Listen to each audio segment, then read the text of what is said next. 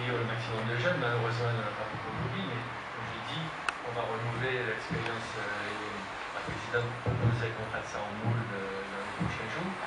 Donc moi, je suis président de l'association et je suis très content d'être présent avec vous aujourd'hui, puisque Jean-Marc Albert, qui est le directeur, il m'a demandé donc de venir d'être présent dans cette réunion. Donc, en tant que président de l'association, je voulais rappeler les deux missions fondamentales de l'association, qui est donc gestionnaire du CLAJ, qui est le comité donc, local du logement autonome des jeunes.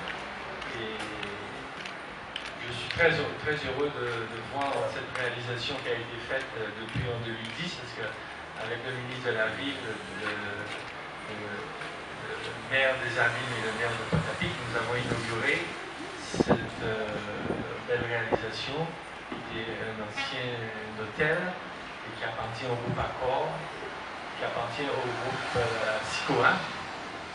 Et donc nous sommes locataires. Donc ce qui est important de dire, je pense que vous le savez déjà, mais je me rappelle que vous avez donc 17 logements pour accueillir les jeunes et 25 logements pour la maison relais. Donc voilà ce que je voulais dire, c'est que nos deux missions, c'est donc s'occuper des jeunes pour les insérer dans le logement et qui sont dans une dynamique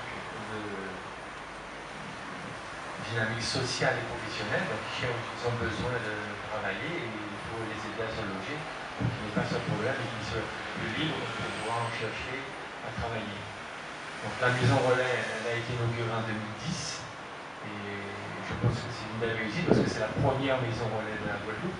Donc on nous demande de créer une deuxième. Donc on va voir. Pour l'instant, pour les projets futurs, c'est un projet CHRS.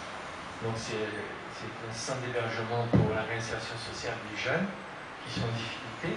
Et on a bien avancé dans ce dossier sur les abîmes.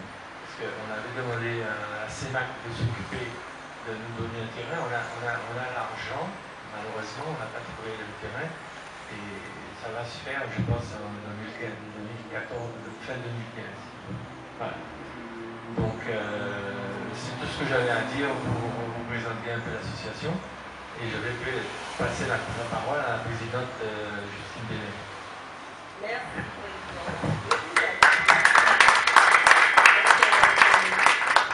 Alors, avant toute chose, oh voilà, mon micro il est imposant. Avant toute chose, je vous dis bonjour. Je remercie l'ensemble des partenaires d'être présents ce matin.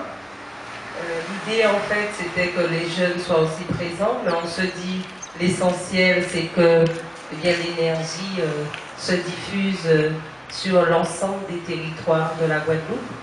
Et c'est vrai que lorsque M. Casalo est venu me voir pour me demander d'être la marraine de cette opération, ben, j'étais ravie. Ravie dans la mesure où très souvent nous parlons de jeunes, nous aimons notre jeunesse de Guadeloupe, mais il faut aussi savoir qu'il n'y a pas d'amour sans acte. Et c'est vrai qu'aujourd'hui, la mise en place, en tout cas, le point d'accueil Écoute Jeune existe déjà. Et je lui disais que c'était une bonne affaire dans la mesure où mettre ensemble l'ensemble des partenaires qui accompagnent notre jeunesse, des bénévolats comme vous, comme moi, comme l'ensemble des acteurs qui s'occupent des jeunes, mais aussi des familles, l'ensemble des familles, parce que très souvent, j'ai le cœur de le dire, chaque famille guadeloupéenne est touchée dans sa chair par quelque addiction que cela soit. Il y a le crack, il y a l'alcool, il y a eh bien, les violences conjugales, autres violences. Il y a plein de choses, plein de phénomènes qui étaient cachés autrefois, mais qui aujourd'hui sont à nu, malheureusement. J'en parlais avec la collaboratrice de la maternité consciente qui me disait que c'était le reflet de la famille guadeloupéenne. À nous d'être combatifs, justement, pour essayer d'enrayer cela. Et je disais à M. Casalon, quand il est venu me parler du point accueil Écoute Jeune, j'ai quand même formulé une critique constructive. Je lui ai dit, c'est vrai, il nous faut le point d'accueil Écoute Jeune Grande Terre, mais le seul bémol que j'ai aujourd'hui en cœur, c'est que ce ne soit pas du 24-24.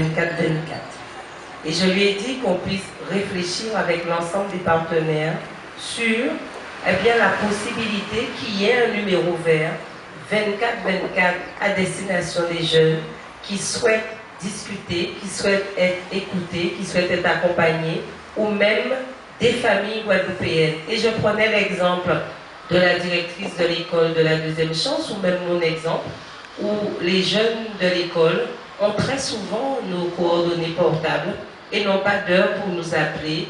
Et des fois, j'ai pas envie de répondre, je me dis, il est minuit, il est 22h30, mais je me dis, s'il lui arrive malheur, je m'en voudrais à vie, et donc je réponds. Et c'est vrai que le bémol que je formule aujourd'hui publiquement, c'est qu'on puisse avoir un numéro vert accessible 24 sur 24, comme cela existe en métropole, pour notre jeunesse guadeloupéenne ou pour la famille. C'est important, une famille a envie de parler, même si il n'y a pas une difficulté réelle sur le moment T, mais la famille a besoin d'être écoutée. Lorsqu'on sait qu'en Guadeloupe, il y a une proximité aidante, les gens n'aiment pas qu'on puisse entendre, ils ont des problèmes, ils sont venus dans tel bureau. Moi, je le vis au quotidien au Centre communal d'action sociale de la ville du Moulin. Et avant de terminer, je dirais, et je l'ai proposé au président, c'est que cette manifestation-là, qu'on puisse dupliquer cette manifestation-là, si les partenaires sont d'accord, fin avril, début mai, au niveau de la ville du Moule, sous la place de la mairie, afin justement qu'on puisse aussi décentraliser, comme on a l'habitude de le faire pour d'autres actions de type partenarial, comme on a l'habitude de le faire pour des actions sur la gérontologie, sur l'enfance, on puisse le décentraliser sur ce territoire et qu'on puisse le mener valablement durant une journée. Et Madame Land m'a dit, n'oublie pas le petit point fraîcheur pour l'ensemble de ceux qui viendront. Merci à vous, belle journée et qu'on reste combatif pour la famille guadeloupéenne. Merci Madame la marraine, c'est beau discours. Donc ce que je vais faire, je vais rappeler le programme de la journée, surtout par rapport aux ateliers. Donc le CIDFF propose 2 ateliers, atelier droits et devoirs parents-enfants et l'atelier droits et démarches face aux violences. Et aussi la maternité consciente propose l'atelier l'estime de soi.